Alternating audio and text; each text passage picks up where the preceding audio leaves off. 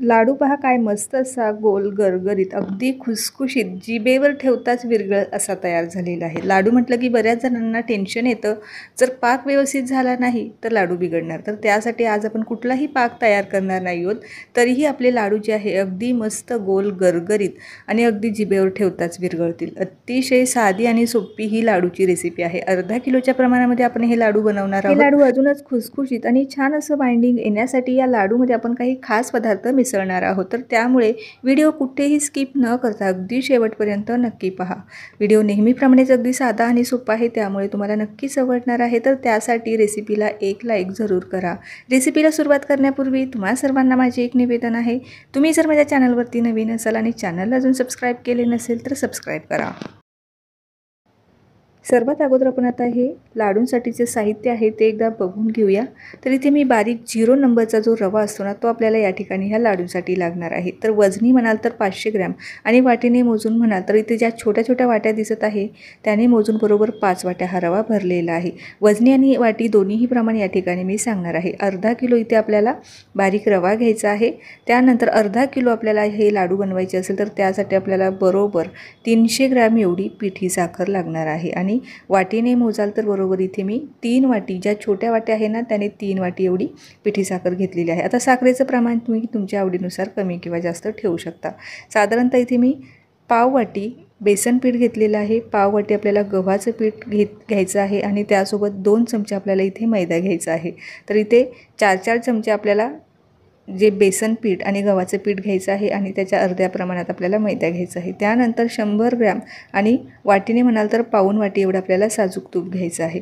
तर आता हेच ते खास पदार्थ आहे ज्यामुळे आपले जे लाडू आहे अगदी खुसखुशीत होणार आहे आणि बाइंडिंगसुद्धा छान येणार आहे। माझी आई नेहमी ह्याच पद्धतीने हे रवा लाडू करायची, त्यामध्ये ती आवर्जून बेसन पीठ, गव्हाचं पीठ आणि मैदा घालायची, त्यामुळे आपल्या लाडूंना बाइंडिंगही छान येतं आणि खातानासुद्धा तितकेच टेस्टी लागतात। आता हा रवा जो आहे सुरुवातीला आपण हा कच्चाच भाजून घेणार आहोत, म्हणजे त्यातला जो कच्चेपणाचा वास आहे ना तो आपल्याला पूर्णपणे जाऊ द्यायचा आणि त्यानंतरच आपण ह्यामध्ये तूप घालणार आहोत।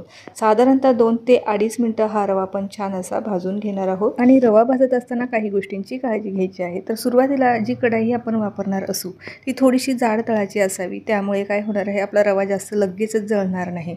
आणि गॅससुद्धा आपल्याला मध्यम ठेवायचा आहे, अगदीच कमीही नाही आणि मोठाही नाही। तर मध्यम गॅसवरती आपण हा रवा छान खमंग असा भाजून घेणार आहोत। तर 2 ते 2.5 मिनिटं या ठिकाणी झालेले आहे। आता यामध्ये तूप आपण टाकूया आणि तूपसुद्धा आपल्याला अगदीच सगळं घालायचं नाही, तर थोडं थोडं करून ह्यामध्ये आपण तूप घालणार आहोत, म्हणजे अंदाज घेत घेत आपण ह्यामध्ये तूप घालणार आहोत। तसं बघायला गेलं तर सर्वच तूप आपल्याला ह्या रव्यामध्ये घालायचं आहे, परंतु जे तूप आहे ना ते आपण थोडं थोडं करून घालणार आहोत। आता जे सुरुवातीला जे तूप घातलं होतं ते पूर्णपणे ह्या रव्यामध्ये व्यवस्थित मिक्स झालेलं आहे।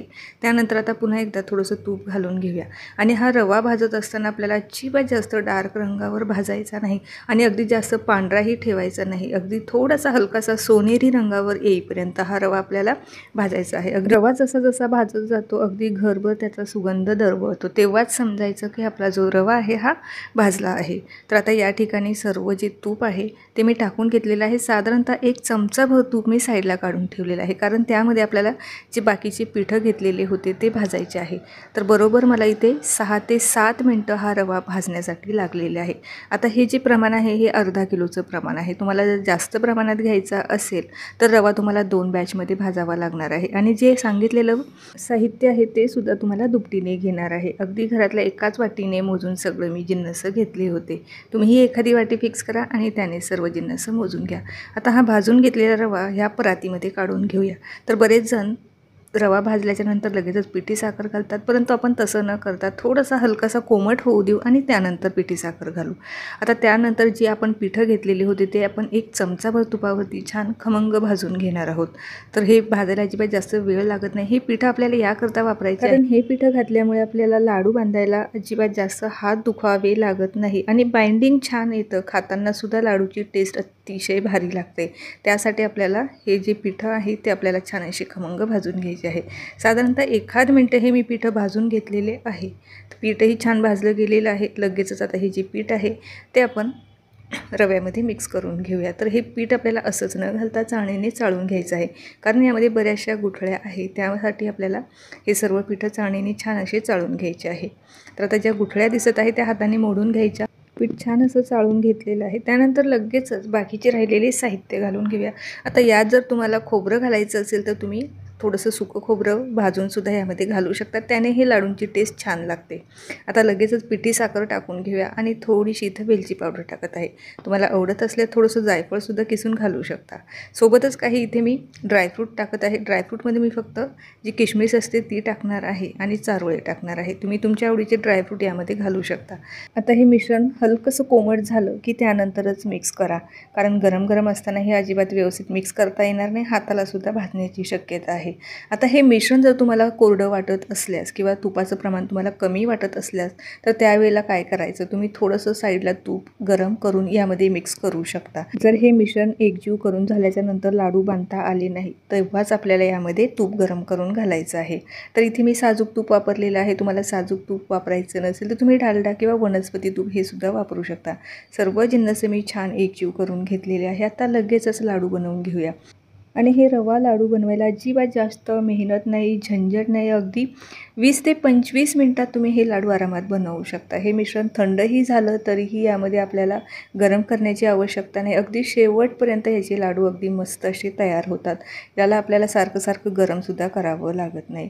अगदी शेवटचा लाडूसुद्धा एकदम गोल गरगरीतच तयार होतो. तर लाडू पहा काय मस्त असा तयार झालेला आहे. अजिबात जास्त वेळसुद्धा लागलेला नाही. काही मिनिटातच हा लाडू आपला बनवून तयार झालेला आहे. हे इतके सोपे लाडू आहे की यासाठी आपल्याला कुठेही पाक बनवायचं टेन्शन नाही किंवा यामध्ये दूध किंवा इतर कुठलाही पदार्थसुद्धा मिसळायची गरज नाही. आणि बरेच जण हे जे मिश्रण आहे हे मिक्सरला फिरवता आणि त्यानंतर लाडू बांधतात, तर तसंसुद्धा करायची गरज नाही. इतकी सोपी ही रेसिपी आहे. अगदी कोणीही आरामात हे लाडू तयार करू शकता, इतकी सोपी आहे. अगदी काही मिनिटातच हे लाडू वळून तयार होतात. तर एवढे जे मिश्रण आपण घेतलेलं आहे त्यामध्ये साधारणतः 20 लाडू आपले तयार होणार आहेत.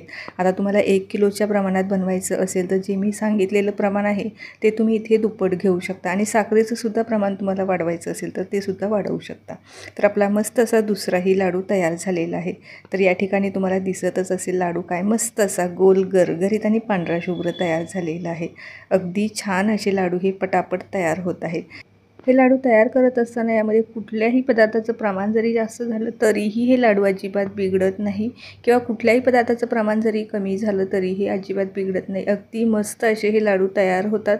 बऱ्याचदा आपण जेव्हा पाकातले लाडू तयार करतो त्यावेळेला पाक जर बिघडला तर ते लाडूसुद्धा बिघडतात, परंतु ह्या लाडू बनवताना असं काहीही होत नाही. अगदी परफेक्टच लाडू तयार होतात, बिघडण्याची अजिबात शक्यताच नाही. तर बोलता बोलता माझे ते 3 लाडू तयार करून झालेले आहे. सगळे लाडू आता मी सेम पद्धतीने इथे तयार करून घेतलेले आहे. तर लाडू तुम्हाला दिसतच असेल अगदी मस्त असे गोल गरगरीत तयार झालेले आहे. तर इथे माझे बरोबर 20 लाडू एवढ्या अर्धा किलोच्या प्रमाणामध्ये तयार झालेले आहे. तर लाडू पहा काय मस्त असे दिसत आहे. अगदी बघूनच तोंडात टाकण्याची इच्छा होत आहे. आता हा लाडू मी तुम्हाला तोडून दाखवते, त्यावरून तुम्हाला अंदाज येईल की लाडू किती खुसखुशीत तयार झालेला आहे. अगदी तुम्ही जिभेवर ठेवताच विरघळेल इतका हा खुसखुशीत हा लाडू तयार झालेला आहे. तर मग कशी वाटली तुम्हाला आजची ही लाडूची रेसिपी जर तुम्हाला जराही कुठे आवडली असेल तर रेसिपीला एक लाईक जरूर करा आणि तुमच्या मित्रपरिवाराबरोबर नातेवाईकांबरोबर सुद्धा शेअर करा. चला तर मग पुन्हा भेटूया अशाच एका नवीन रेसिपीसोबत. तोपर्यंत धन्यवाद.